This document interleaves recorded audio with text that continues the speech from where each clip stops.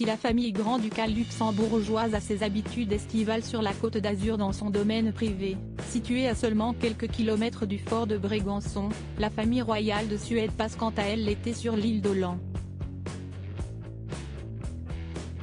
Surnommée l'île du soleil et des vents et située dans la mer Baltique, l'île est inscrite au patrimoine mondial de l'UNESCO et compte comme l'une des 25 provinces historiques suédoises, mais elle abrite aussi et surtout la Villa Soliden qui est justement la résidence d'été de la maison de Bernadotte.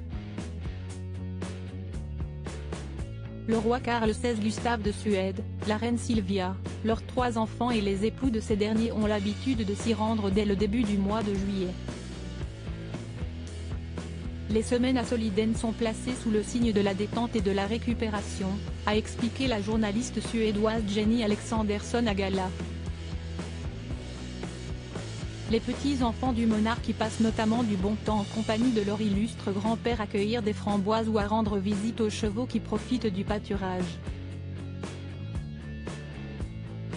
Notre consoeur qui travaille pour l'Aftonbladet, le quotidien le plus lu de Scandinavie, nous a également confié que les petits-fils des souverains ont pu profiter cette année d'une sortie au mini-golf en compagnie de leurs pères respectifs.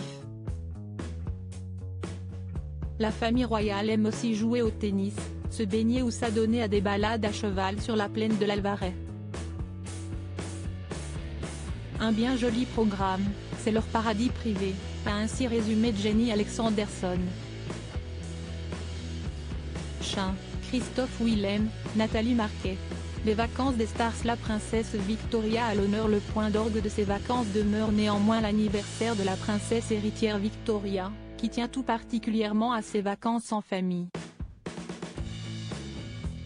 Entourée de ses proches, l'héritière du royaume de Suède célèbre, chaque 14 juillet, son anniversaire, qui donne lieu à d'importantes célébrations populaires.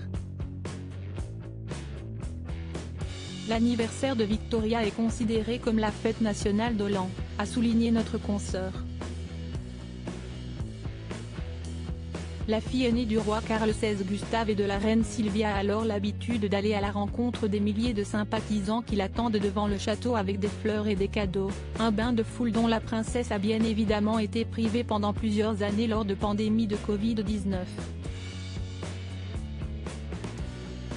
Les célébrations se poursuivent ensuite sur le site des ruines du château de Borgholm avec un concert retransmis à la télévision.